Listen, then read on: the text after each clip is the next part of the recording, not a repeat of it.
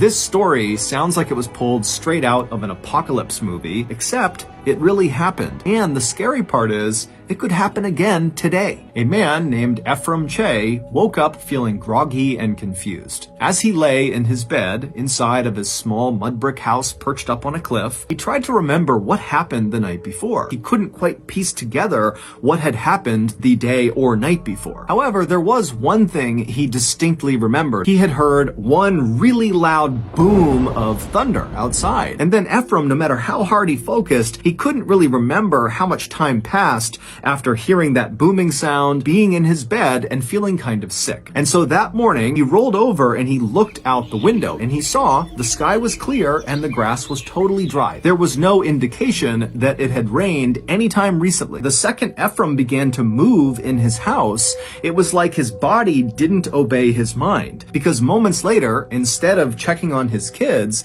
Ephraim had wandered out his front door and was just standing out in front of his house, just kind of staring off into the distance, having no idea why he walked out there.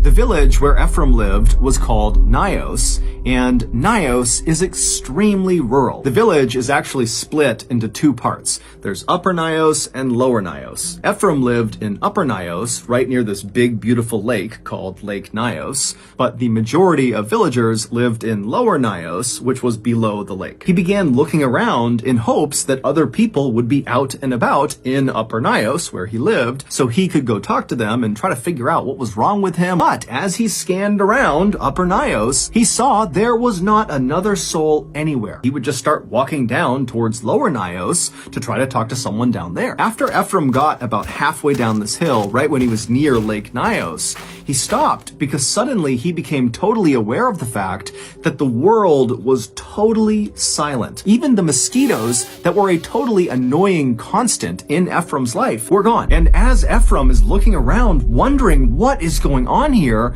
he hears off to his right, over near the lake, a woman shrieking at the top of her lungs. And he saw there was this woman about 100 feet away. She was a local, and she was looking right at Ephraim, and she was barely dressed, and she was ripping the rest of her clothes off, and she was just screaming. And so, acting on instinct, Ephraim immediately turned and just started running towards this woman.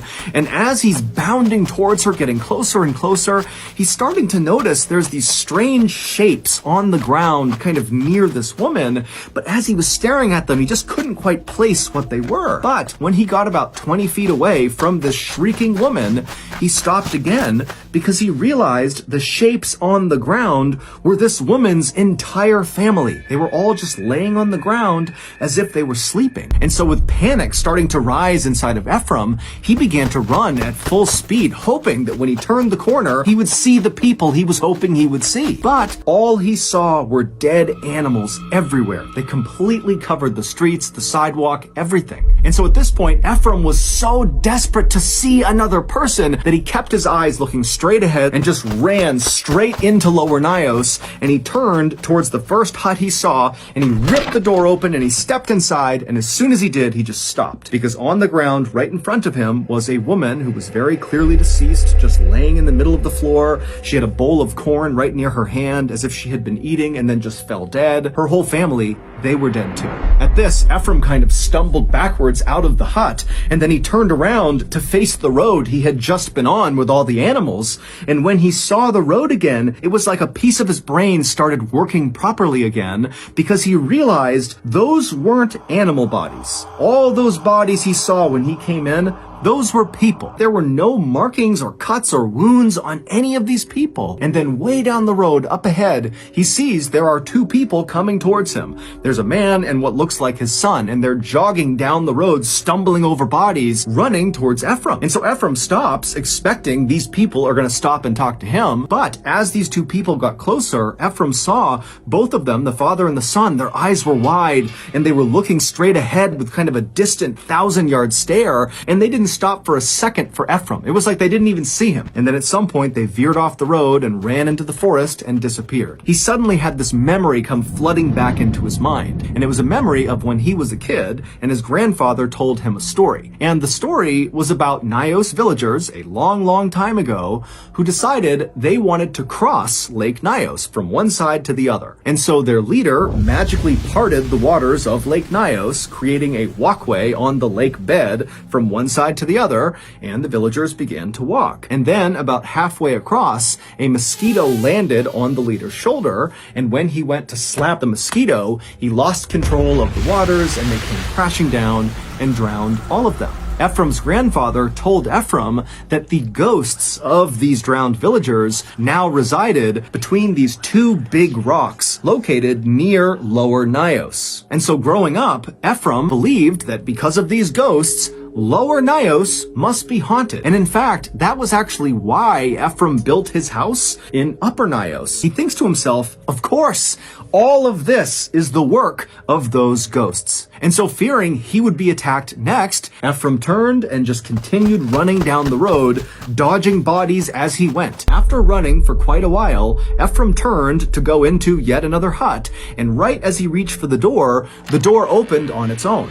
And standing in front of him was the owner of this hut. His name was Joseph Naquain, and he was in much worse shape than Ephraim. The night before, Joseph had been inside of his hut when suddenly outside he heard that very loud booming sound, and then after hearing the sound, Joseph heard his daughter in her bed making this terrible snoring sound. And so instinctively, Joseph turned to walk over to his daughter to make sure she was okay, but he only got a few steps before he collapsed to the ground. He had woken up that morning with cuts all over his arms from where he fell, and he was also totally exhausted and very confused like Ephraim, and so he managed to drag himself over to his daughter's bed, and he pulled himself up onto her bed, and when he got up there, he realized his daughter was deceased. And so now Joseph has opened the door and he's looking out, and there's all these dead people everywhere, and Ephraim is looking back at him, and Joseph just can't process anything. He's just standing there in a total daze, and Ephraim, he wanted to say something, but no words could come out,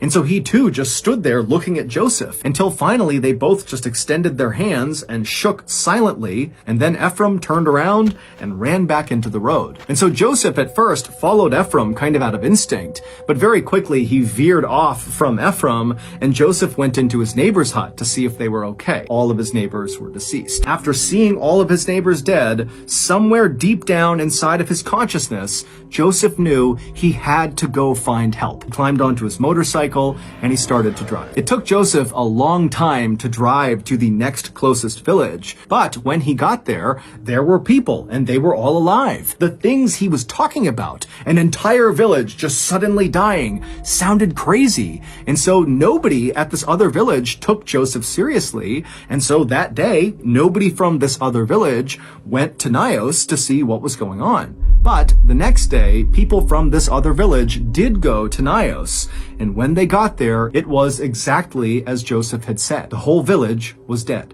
And as authorities would soon find out, it was not just Nyos that was affected by this tragic event. Several villages not far from Nyos had also suffered mass casualty events on the morning of August 22nd, 1986. And soon, news of these strange mass death events in West Africa were making the news all over the world. 3 days after this terrible event, an American scientist named Joseph Devine turned on his TV and saw the news coming out of West Africa. And Devine is just staring at his TV in shock, and then he turns, runs to his phone, and he calls his contact at the US government and told them, "You gotta send me to Nyos." And because his contact knew Devine's background, he immediately said, "Yes, I'll get you on a flight as soon as we can." Devine and his scientific partner, Haraldur Sigurdsson, arrived in Nyos 2 days later on August 27th. When they got there, they saw the military was burying the dead in these huge mass graves,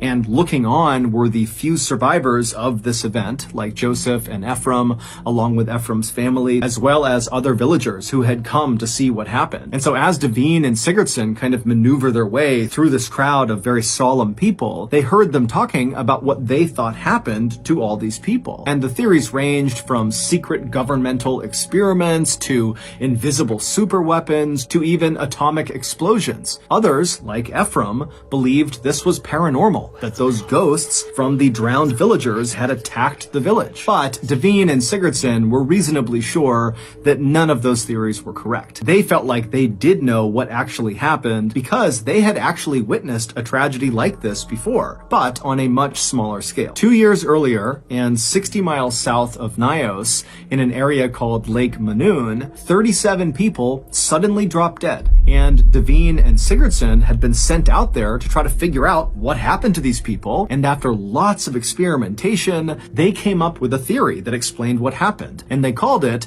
Unnatural Hazard. They tried to warn people in the area that this could happen again, and in fact, Sigurdsson had written an entire scientific paper about this theory and submitted it to a prestigious science journal, but nobody took Devine or Sigurdsson seriously. What they were proposing sounded made up, it sounded preposterous. But now, in Nyos, it looked very much like their unnatural hazard had happened again. Devine and Sigurdsson would leave the group of people watching this mass burying take place, and they would make their way up the hill to Lake Nyos, where they would immediately get to work taking water samples from deep inside the lake.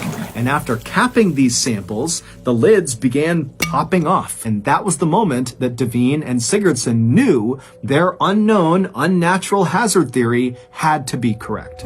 Lake Nyos is not your typical lake. It is a crater lake, which means it sits inside of a volcanic crater, which is a big, deep, bowl-like pit that was formed from a past volcanic explosion. And because of this volcanic activity, there is carbon dioxide in Lake Nyos. A lot of carbon dioxide. And if you breathe in a ton of CO2, you're dead.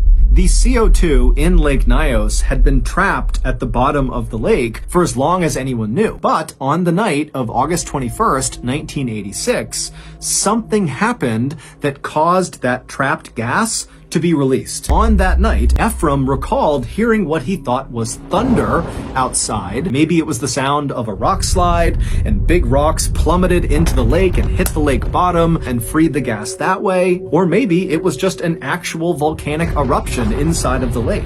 Whatever it was, when the CO2 was freed, it bubbled to the top like it bubbled and popped off the lids of their sample tubes, and when it reached the top of the water, it kind of formed a cloud above the lake. And when this big toxic cloud began coming in contact with people, with animals, and insects, virtually all of them died. As for the few who survived, they were left feeling horribly confused, disoriented, nauseous, totally dizzy from CO2 poisoning. But when they finally were able to get away from Nyos and breathe fresh air, the effects of CO2 poisoning wore off and they were okay. This deadly CO2 phenomenon was exactly what happened on a much smaller scale 2 years earlier at Lake Manoon. The official death toll of the Lake Nyos disaster was more than 1,700 people and more than 3,500 livestock, although exact numbers will likely never be known. Today, people have moved back into Upper and Lower Nyos, including Ephraim, despite the fact that authorities have said